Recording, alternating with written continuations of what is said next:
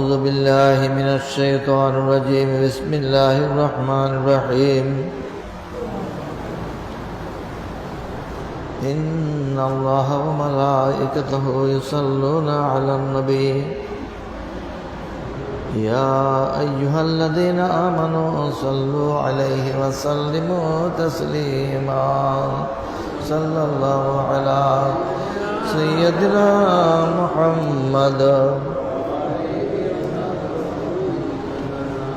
صلى الله على سيدنا محمد وآله وأصحابه وبارك وسلم. صلاة يا رسول الله عليكم، سلام يا حبيب الله عليكم، سلام يا سلام يا حبيب الله عليكم. جہاں روشن است از جمال محمد، دلم زندہ شد از وصال محمد. سلام یا سلام یا حبیب اللہ علیکم. کوٹا مسجد منبر خانقاہ کہ در ویبود قیل قال محمد. سلام یا سلام یا حبیب اللہ علیکم.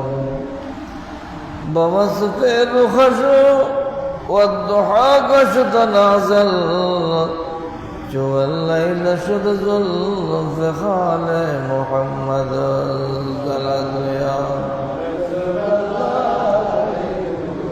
سلام یا حبیب اللہ علیکم. شود پاک و معصوم میں کلی گناہگار کہ در خواب بیند جمال محمد. سلام یا سلام یا حبیب اللہ علیکم. مسجد قاسفامی تواگش تجامی، غلام غلامان آل محمد. سلام یا رسول اللہ علیکم، سلام یا حبیب اللہ علیکم. بسم اللہ الرحمن الرحیم. ولو أنهم إذ ظلموا أنفسهم جاءوك فاستغفروا الله واستغفر لهم الرسول لوجدوا الله توابا رحيما. صدق الله مولانا العظيم وصدق رسوله النبي الكريم. رب صل وسلم وبارك عليه.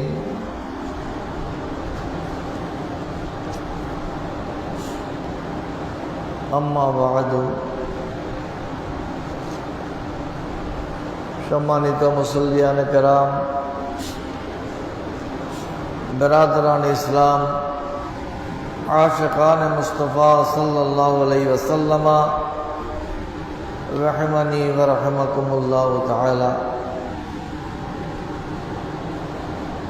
আল্লাহ পাক জাল্লা শানুর অনন্ত ফুরন্ত শুকর যে আহকামুল হাকিমিন রব্বুল ইজ্জত আমাদেরকে আজ সফরুল খায়ের চাঁদের তৃতীয় জুমা আদায় করার জন্যে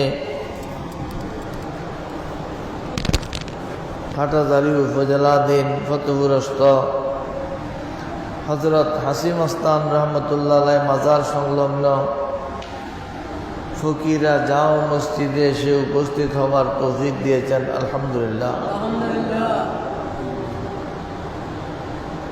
আমাদের মতো অনেকেই এমন আছে যারা গত জুমাতে মসজিদে উপস্থিত হয়ে নামাজ পড়েছিল, হয়তো আজ তারা দুনিয়াতেও নাই। এমনও আছে যে গত জুমাতে জুমার নামাজে অংশগ্রহণ করেছিল, মসজিদে গিয়েছিল, এই জুমাতে হয়তো হসপিটালের বেডে, ক্লিনিকের কেবিনে অবস্থান করছে। আল্লাহ পাক জাল্লা শানু আমাদেরকে সুস্থ রেখেছেন, সুস্থতার সাথে মসজিদে আসার তৌফিক দিয়েছেন। মহান রব্বুল আলমিনের দরবারে লাখো কোটি শুকরিয়া, আলহামদুলিল্লাহ।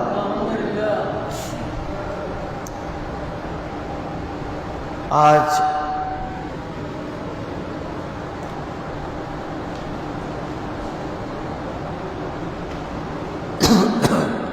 জুমার খুতবার মধ্যে পবিত্র কোরআনের একটি আয়াতে কারিমা উল্লেখ করা হয়েছে, যে আয়াতের মধ্যে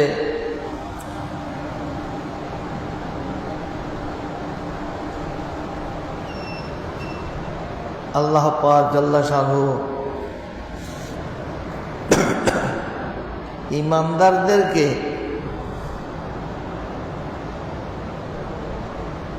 গুনাহ ক্ষমা পাওয়ার এক নিশ্চিত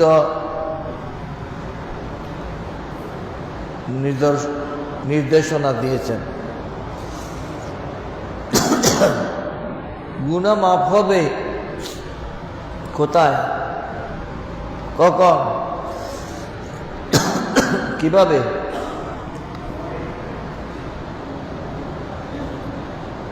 আমরা তো গুনাহ করি, গুনাহ করার পর আবার বাহাদুরি করি, গুনাহ করি, গুনাহ করে সেটার উপর গর্ববোধ করি, অহংকার করি, এই করেছি সেই করেছি, অমুককে শেষ করে দিয়েছি। এটা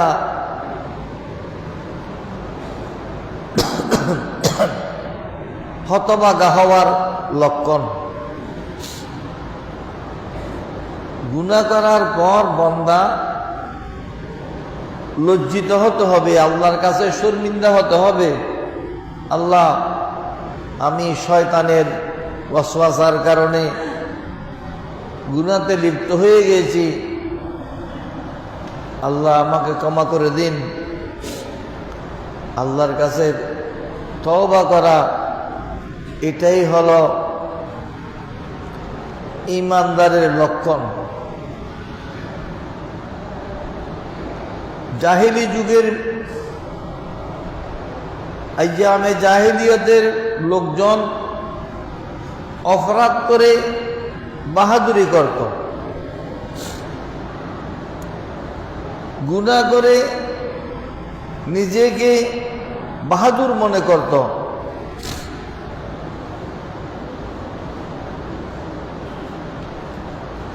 আমাদের সামনেও সেই সময় এসে গেছে, আমরা গুনাহ করি, আবার বীরত্ব দেখাই, আমি বীরের কাজ করে ফেলেছি, নাউজুবিল্লাহ।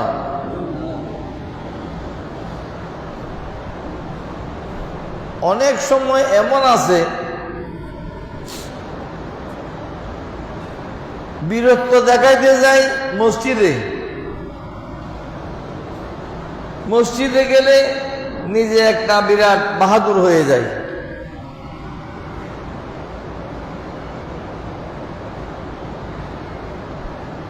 এইসব কর্মকাণ্ড আমাদের অঙ্গনে খুবই পরিতাপের বিষয়। গুনাহ করলে যে গুনাহ ক্ষমা হবে না, যে গুনাহ ক্ষমা হবে না, ক্ষমার যোগ্য নয়, সেই গুনার জন্য আল্লাহ পাক সুবহানাহু ওয়া তাআলা বান্দাকে দয়া করে একটা ঠিকানা দেখিয়ে দিয়েছেন, আমার রসুলের দরবার। সুবহানাল্লাহ। দরবারে মুস্তাফা সাল্লাল্লাহু আলাইহি ওয়াসাল্লাম হলো গুনাহ থেকে পরিত্রাণ পাওয়ার, গুনাহ মাফ করানোর একটা চূড়ান্ত ঠিকানা।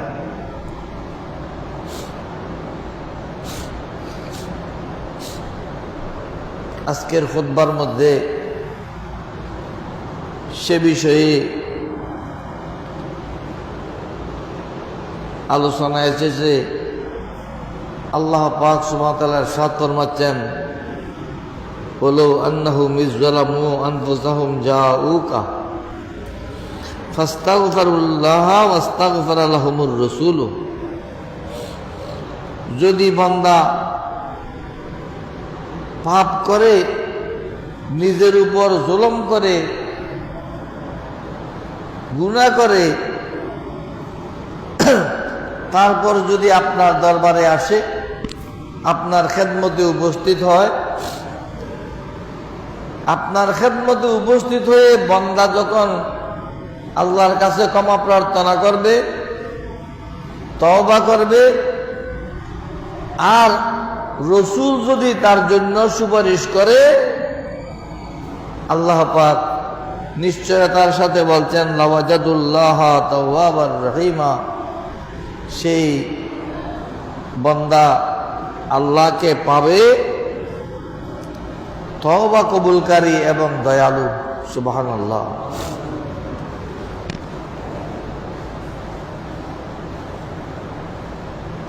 এটা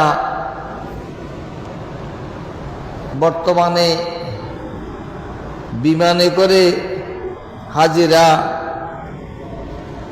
হজে আসা যাওয়া করছে। এই খুতবা যখন লেখা হয়েছিল তখনকার সময় হজে আসা যাওয়া 2 মাস, 2.5 মাস, 3 মাসের ব্যাপার ছিল।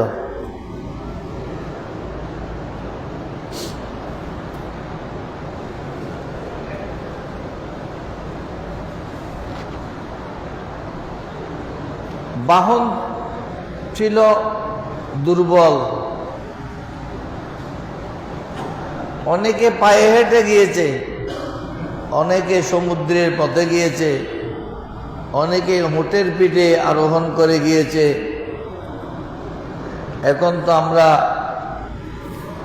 হাওয়াই জাহাজ, এরোপ্লেনে যাচ্ছি। যে সময় মানুষ কষ্ট করে হজে গিয়েছিল,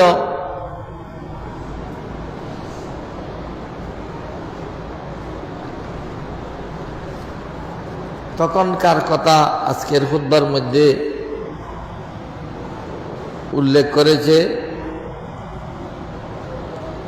যে হাজিরা যখন ফিরবে, হাজিরা হজ থেকে ফেরার বিষয়ে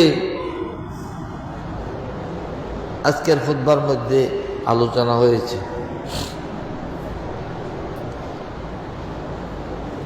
হজের মধ্যে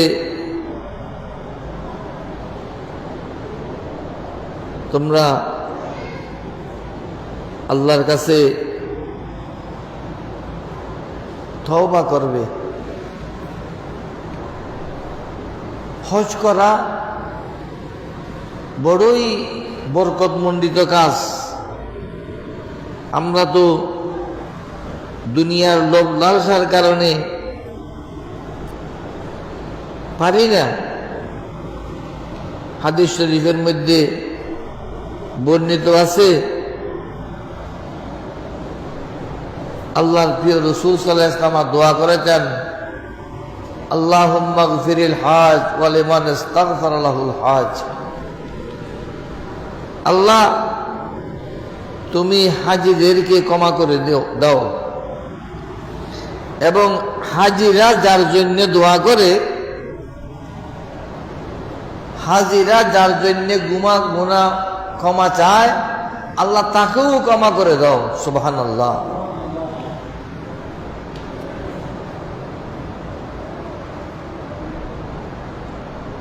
যে হজ করেছে, যার হজ কবুল হয়েছে, তাকে ক্ষমা করে দাও।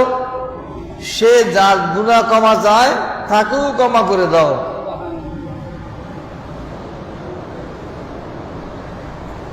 কিন্তু দুর্ভাগ্যের বিষয় হলো অনেকে হজ করে তাকে হাজী সাহেব ডাকার জন্য। হাজী অমুক নামের আগে হাজী না বললে অসন্তুষ্ট হয়। নাউজুবিল্লাহ বলেন না। আপনি হাজী বলার জন্যে হজ করেননি। যদি আপনি আল্লাহর সন্তুষ্টির জন্য হজ করেছেন, ওই হাজির জন্য আল্লাহর প্রিয় রাসূল সাল্লাল্লাহু আলাইহি ওয়াসাল্লাম মাগফিরাত কামনা করেছেন, গুনাহ মাফ চেয়েছেন। ওই হাজি অন্যের জন্য ক্ষমা চাইলে আল্লাহ তাকেও ক্ষমা করে দেবেন।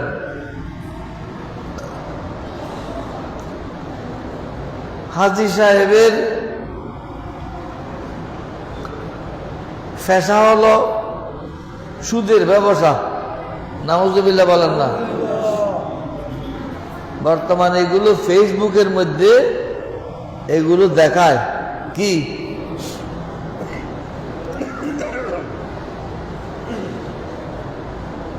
এগুলো আমাদের শিক্ষার জন্য, বাস্তব ঘটনা নয়। সেগুলো আমাদেরকে শেখানোর জন্য। দুইটা বড় বড় গরু কিনেছে, দুইটা বড় বড় গরু নিয়ে কোরবানি দিয়েছে। মানুষ কেউ তার গোশত নিতে আসে না, ফকির মিসকিনেরা কেউ তার গোশত নেয় না। পরিশেষে গোশতের থলে নিয়ে রাস্তায় দাঁড়িয়ে থাকে, এই তোমার জন্য গোশত রেখেছি। বলে আমি তোমার গোশত নেব না। কেন? তুমি তো সুদ খাও, সুদের টাকার গোশত আমি খাবো না। সুবহানাল্লাহ। এইরকম সচেতনতা যদি মানুষের মধ্যে আসে যে সুদখোরের গোশত খাবো না, সুদখোরের মেজদান খাবো না, সুদখোরকে হাজী সাহেব বলবো না, এই চেতনা যদি আমাদের সমাজে আসে, সমাজ অনেকটুকু সুন্দর হয়ে যাবে।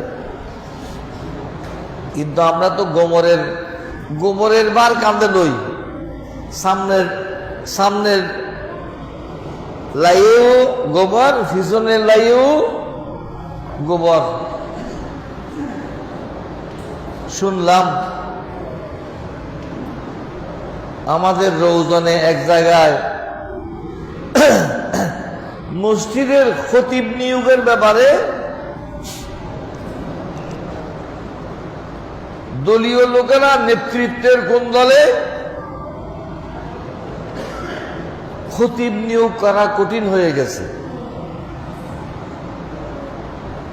এই যদি চরিত্র হয় তাহলে আমার গোবরের বাদ তো খান্দেই রয়ে গেল। নাউজুবিল্লাহ বলেন না।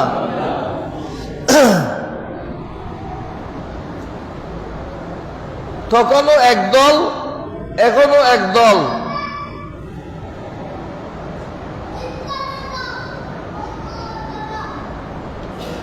মানুষের চেহারা পরিবর্তন হয়েছে, আদর্শের কোনো পরিবর্তন হয়নি। এই যদি আমাদের সমাজ হয়, আপনি সুন্নি হয়েও লাভ কি, ওয়াবি হয়েও লাভ কি, আওয়ামী লীগ হয়েও লাভ কি, বিএনপি হয়েও লাভ কি, জামাত হয়েও লাভ কি, জাতীয় পার্টি হয়েও লাভ কি, যতক্ষণ আপনার চরিত্র সংশোধন করতে না পারেন। নেতারা যদি এগুলো নিয়ন্ত্রণ করতে না পারে, তাদের পথ ছেড়ে দেওয়া উচিত যে আমি ব্যর্থ, আমি পারলাম না। এ সমাজ আমাদেরকে দেখতে হচ্ছে, এগুলো আমাদের দুর্ভাগ্য। 1400 বছর আগে আল্লাহর প্রিয় রাসূল সাল্লাল্লাহু আলাইহি ওয়াসাল্লাম এই সময়ের ব্যাপারে ভবিষ্যৎবাণী করে গেছেন যে এই পরিস্থিতিতে বুজুর্গরা দোয়া করলেও সেই দোয়া কবুল হবে না। নাউজুবিল্লাহ।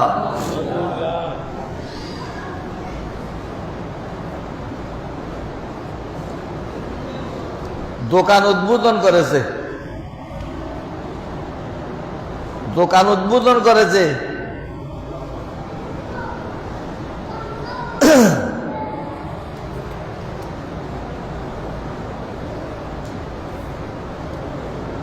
জুমার দিন, জুমার পরে 10 জন হুজুরকে দাওয়াত করেছে যে হুজুর আপনারা আমার দোকানে একটা খতম করবেন। আসরের নামাজ শেষে সবাই মিলে দোয়া করলো দোকানে বরকত হওয়ার জন্য।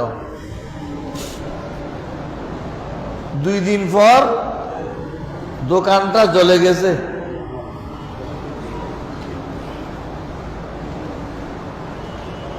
এখন সওদাগর বলতেছে আজকালের হুজুরের দোয়া কবুল হয় না। নাউজুবিল্লাহ বলেন না। আজকালের হুজুরের দোয়া কবুল হয় না। আর এক হুজুরকে বুঝাচ্ছে হুজুর এখন হুজুর খারাপ হয়ে গেছে, হুজুরের দোয়া কবুল হয় না। কেন?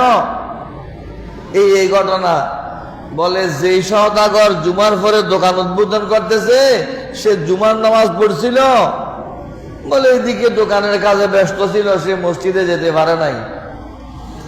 আসরের নামাজ পড়ছিল, বলে সে ওইদিকে একটু বাড়িতে গিয়েছিল, পড়তে পারে নাই। সে জুমা পড়ে নাই, আসর পড়ে নাই, হুজুরেরা খতম করেছে, আল্লাহ তাদের দোয়া কবুল করবে কি? হুজুরের জুবান খারাপ হয়ে গেছে না তার আমল খারাপ হয়ে গেছে?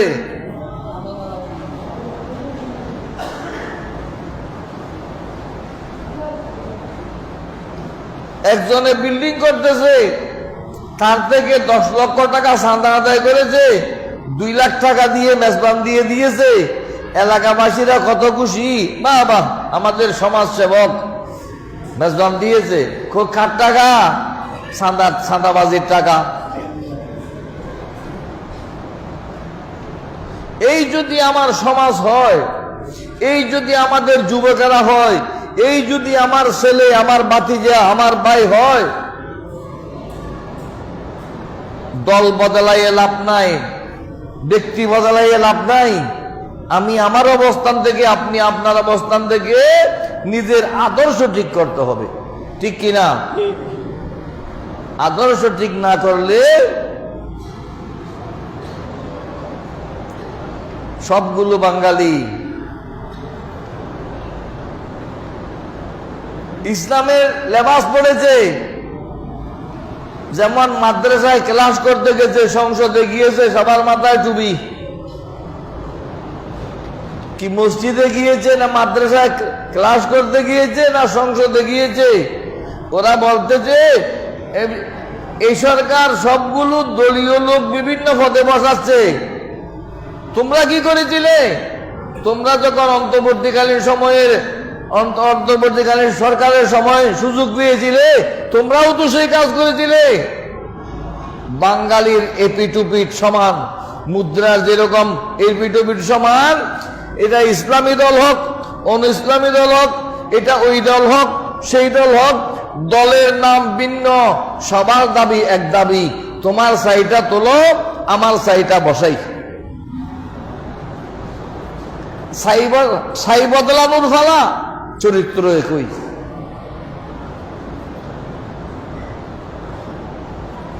কালকে একজন মৌলানার সাথে আলাপ করলাম যে তুমি নাকি মসজিদ বদলাই ফেলছো, বলো যে এখানে এই অবস্থা। কি খতিবের ব্যাপারে নেতাদের দলাদলি? আলহামদুলিল্লাহ আপনাদের এই মসজিদে আপনারা অনেক ভালো আছেন, আলহামদুলিল্লাহ বলেন না? সবগুলো একদল, 3-4 দল হয়েছে, সবগুলো এক দলের লোক, সরকারি দলের লোক। সরকারি দলের এমপি কোথায়? এটা আমার এলাকা, সেই হিসেবে আমি আবদার করে বলতে পারতেছি। আফসোস, এই চরিত্র যদি পরিবর্তন না হয় তাহলে কি হবে?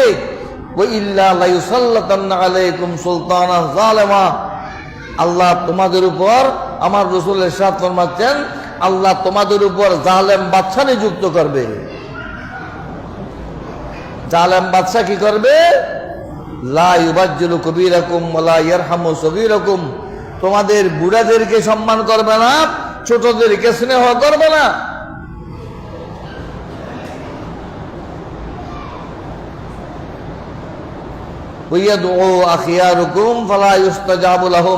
তোমাদের বুজুর্গরা একত্রিত হয়ে দোয়া করবে, কিন্তু আল্লাহ দোয়া করবেন, কবুল করবেন না, সেই দোয়া কবুল হবে না। বুজুর্গ দোয়া করলে কি হবে? হুজুর একটু দোয়া করুন, হুজুর দোয়া করবে কি করে? তোমার তো চরিত্র ঠিক নাই, তুমি তো সুদের ব্যাপারটা জানো নাই, তুমি তো ঘুষের ব্যাপারটা জানো নাই। দাড়ি টুপি দেখলে মনে হবে যে এটা নতুন ফেরেশতা আসমান থেকে নাজল হয়েছে, ঘুষ খাওয়ার মধ্যে চ্যাম্পিয়ন। যেভাবে ইসলামের দোহাই রে, সন্ত্রাসীর মধ্যে চ্যাম্পিয়ন। আমরা মুখের ভাষা, উপরের লেবাস, সেটা কিরকম আছে সেটা দেখতেছি। আল্লাহ বলছেন আমি সেটা দেখতেছি না, আমার রাসূল ইরশাদ ফরমাচ্ছেন, লা ইয়ানজুরুল্লাহু আযজা ওয়া জাল্লা ইলা সুওয়ারিকুম ওয়া লা ইলা আমালিকুম ওয়ালাকিন ইয়ানজুরু ইলা কুলুবিকুম ওয়া নিয়াতিকুম, ইলা কুলুবিকুম ওয়া নিয়াতিকুম। আবা কাবা नहीं चाहता इलाही, अबा काबा नहीं चाहता इलाही, मगर चाहता दिलों की सफाई। কত বড় আবা পড়েছে, কাবা পড়েছে, জুব্বা পড়েছে, দাড়ি কতগুলো আছে, টুপি কত সুন্দর, সেগুলো আল্লাহ চায় না। আল্লাহ কি চায়? আল্লাহ চায় মগর চাহতা है दिलों की सफाई, অন্তরের পরিচ্ছন্নতা, অন্তরের পরিচ্ছন্নতা। আমি হজ করতেছি আল্লাহর সন্তুষ্টির জন্য, আমি নামাজ পড়তেছি আল্লাহর সন্তুষ্টির জন্য, আমি দান করতেছি আল্লাহর সন্তুষ্টির জন্য। ওমা উমিরু ইল্লা লিয়াবুদুল্লাহ মুখলিসিনা লাহুদ্দিন।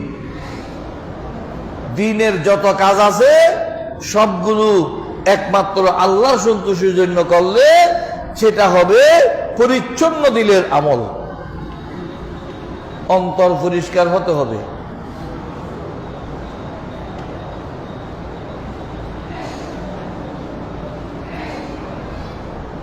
কূপের মধ্যে, পুকুরের মধ্যে কুত্তা খোঁচা, কুত্তা মারা পড়েছে, কুত্তা মারা পুকুরের মধ্যে যদি একটা মরা কুকুর পড়ে কি করবেন? 60 বালতি পানি এই পুকুর থেকে বাইরে ফেলে দেবে, অন্য পুকুর থেকে আর 60 বালতি পানি এই পুকুরে ফেলে দেবে। পুরো পুকুরের পানি শেষ করে পরিষ্কার করতে হবে না, 60 বালতি এখান থেকে বাইরে ফেলে দেবে, বাইরে থেকে 60 বালতি এখানে ঢেলে দেবে। পানি ভাগ হয়ে গেল? হ্যাঁ, ভাগ হয় নাই। কেন? প্রথমে কুত্তা ফসা, কুত্তা মারা ফেলে যেতে হবে। কুত্তা মারা না ফেলে পানি 60 বালতি না 60,000 বালতি ফেললেও পুকুরের পানি কি ভাগ হবে না। আমরা কুত্তা মারা আপন জায়গায় রেখে দিয়েছি। কুত্তা মারা আপন জায়গায় আছে, শুধু পানি বদলাইতেছে। পানি বদলাইলে হবে না, কুত্তা মারা কি করতে হবে? ফেলে দিতে হবে। এই জন্যে আল্লাহর প্রিয় রাসূল সাল্লাল্লাহু আলাইহি ওয়াসাল্লাম দোয়া করতেন, আল্লাহুম্মা আস্তাগফিরিল হাজ, আল্লাহুম্মা আগফিরিল হাজ, আল্লাহুম্মা আগফিরিল হাজ ওয়া লিমান আস্তাগফারা লাহুল হাজ। আল্লাহ হাজীদের গুনাহ ক্ষমা করে দিন, আমিন বলেন না। আর হাজী সাহেব যার গুনাহ ক্ষমা চায় আল্লাহ তাকেও ক্ষমা করে দিন, সুবহানাল্লাহ। কোন হাজী সাহেব? কোন হাজী সাহেব?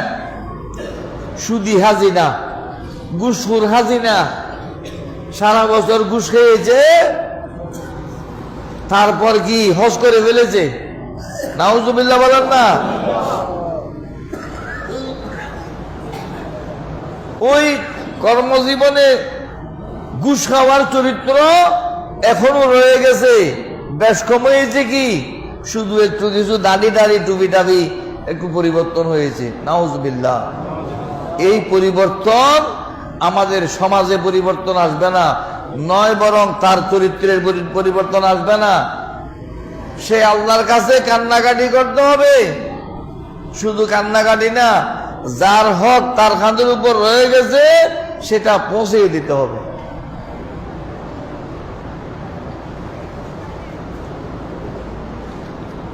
হজ করা বড়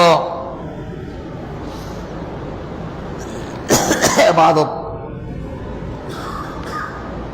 ওয়া আইয়ুহাল হাজ উসিকা কুল্লাল ওয়াসিয়া আল্লাহ তুদান্নাসা হজ্জাকা বিমাসিয়া বলদুম আলা তাহারাতি তওবাতিকা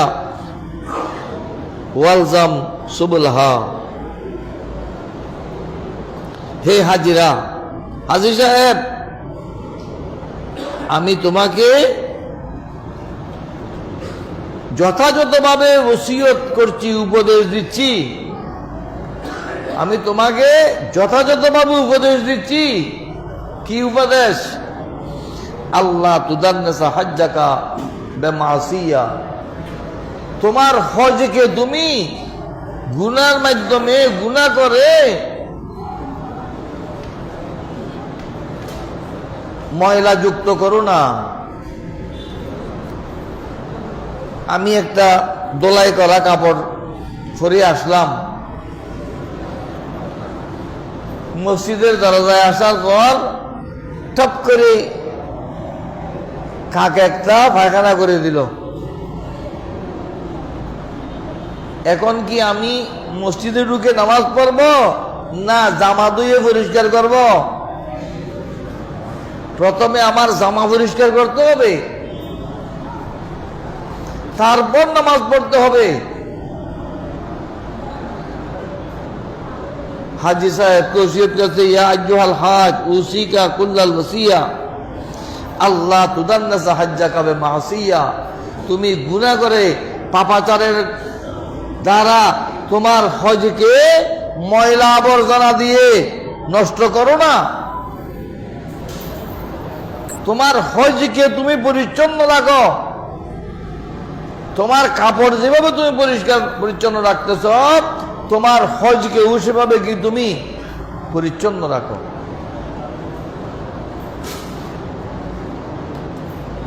কি করবে? বলদুম আলা তাহারাতে তওবাতিকা, তুমি যে আল্লাহর কাছে গিয়ে তওবা করে এসেছো, খানায়ে কাবার গিলাফ ধরে তওবা করেছো, মকাম ইব্রাহিমে তওবা করেছো, সাফা মারওয়াতে তওবা করেছো, আরফাতের ময়দানে তওবা করেছো, মদিনায়ে পাকে গিয়ে তওবা করেছো, সেই তওবার উপর তুমি অটল থাকো, অটল থাকো। তোমার হজকে তুমি আবর্জনা যুক্ত করো না, নাপাক করো না। কেন? কেন? হজ করেছি, পাক হয়ে গেছি, তো আবার আবার আবার আবর্জনা হলে অসুবিধা কি? ফামাতা ইয়া মিসকিনু তানালু হজ্জাতান মিসলাহা, হে হে বান্দা, হে মিসকিন, হে অনাথ, এইরকম আরেকটা হজ তোমার জীবনে কখন পাবে সেই কথা কি তোমার নিশ্চয়তা আছে? একবার হজ করেছ, আবার কি করতে পারবে সেটা কি নিশ্চয়তা আছে? আবার করতে পারলেও একবার করে এসেছে অপবাদ করে চপ হজ করার আগে যেই গুনাহ একবার করলে একটা গুনাহ হতো সেই গুনাহ হজের পর করলে এক গুনাহ 70 গুনাহ হবে। নাউজুবিল্লাহ।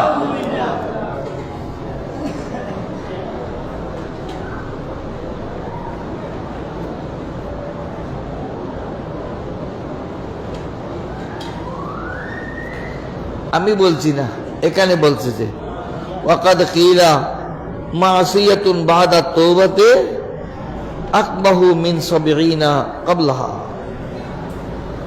তওবা করার আগে যেই গুনাহ একবার করলে একটা গুনাহ হতো, তওবা করার পরে এক গুনাহ 70 গুনার প্রমাণ হবে। নাউজুবিল্লাহ।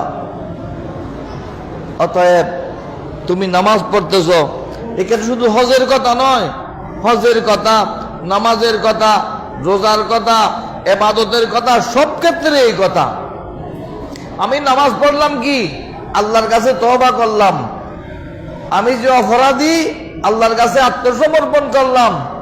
কিন্তু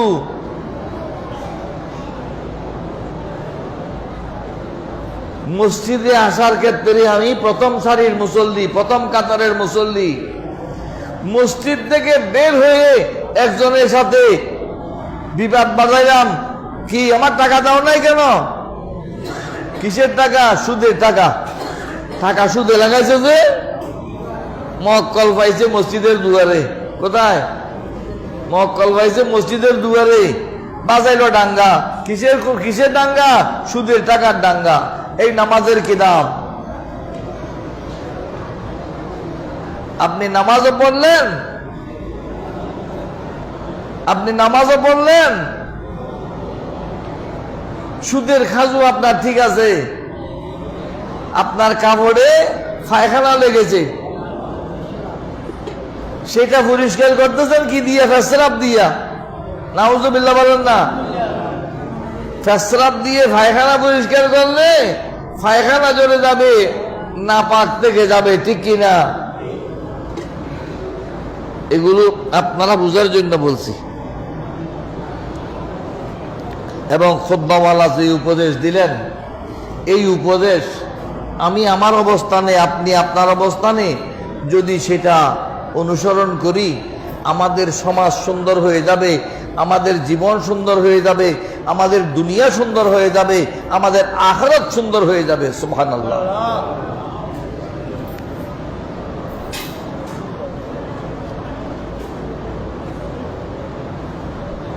আফসোস লাগে, মুসলমান আমরা মুসলমান, যদি জিজ্ঞেস করি এই দেশে কত পার্সেন্ট মুসলমান, বলবেন 90% মুসলমান। মসজিদুন না, এখানে কতগুলো মুসল্লি, বিরিয়ানির প্যাকেট দিলে 1000 প্যাকেটে হবে না। হ্যাঁ, বিরিয়ানির প্যাকেট দিলে 1200-এর উপরে লাগবে, ঠিক কিনা? আরো বেশি লাগবে। কিন্তু মুসল্লি হিসাব করলে আপনি কোনখানে আছেন, আপনি আপনাকে বিবেচনা করুন। আপনি কোনখানে আছেন, আপনি আপনাকে বিবেচনা করুন। আপনি যদি আপনাকে সংশোধন করতে পারেন, আপনার দুনিয়াও কামিয়াব, আখিরাতও কামিয়াব। সময় আছে, এখনো সময় আছে। যতক্ষণ সময় পাবেন, কতক্ষণ? শয়তানকে যখন আল্লাহ জান্নাত থেকে বের করে দিচ্ছেন,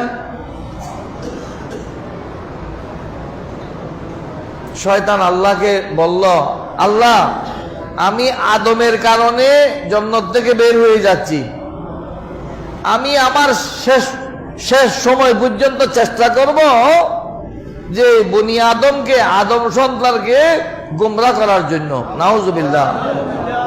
আমি শেষ পর্যন্ত চেষ্টা করব। আল্লাহ পাক সুবহানাহু ওয়া তাআলা বললেন, আমি শেষ পর্যন্ত তওবার দরজা খোলা রাখবো। সুবহানাল্লাহ। তুমি কত শয়তানি করতে পারো করো, আমি কিন্তু তওবার দরজা খোলা রাখবো। কতক্ষণ? যতক্ষণ গড়গড়ি শুরু না হয়। মতর গড়গড়ি হয় যে সাকরাত মত শুরু হইলে এখন যাইব তারা গড়গড়ি শুরু হয়ে গি। যতক্ষণ গড়গড়ি শুরু না হয় ততক্ষণ পর্যন্ত আমি তওবার দরজা খোলা রাখবো। আলহামদুলিল্লাহ। আমাদের দেশে কিছু মোল্লা আছে, কিছু সুফি আছে, বেআলম সুফি, বেআলম মোল্লা। কি বলে? বলে সারা বছর দুষ্টামি করেছে, অপকর্ম করেছে, গুনাহ করেছে। এই মরণ যখন কাছাকাছি এসেছে হুজুরকে ডাকছে যে আমার বাবাকে তওবা পড়াইয়া দেন। আল্লাহ যদি ক্ষমা করে তোমার অসুবিধা কি? আল্লাহ যদি ক্ষমা করেন তোমার অসুবিধা কি? চেষ্টা করুক, চেষ্টা করুক। আল্লাহ পাক সুবহানাহু ওয়া তাআলা শয়তানকে বলেছেন যে আমি গড়গড়ি না আসা পর্যন্ত ততক্ষণ তওবার দরজা খোলা রাখবো। সুবহানাল্লাহ। আপনি মসজিদে আসুন, আল্লাহর কাছে কান্নাকাটি করুন, যে গুনাহ করেছেন স্মরণ করুন। আল্লাহ প্রত্যেককে বুঝার তৌফিক দান করুন। মসজিদের খাজাল্লাই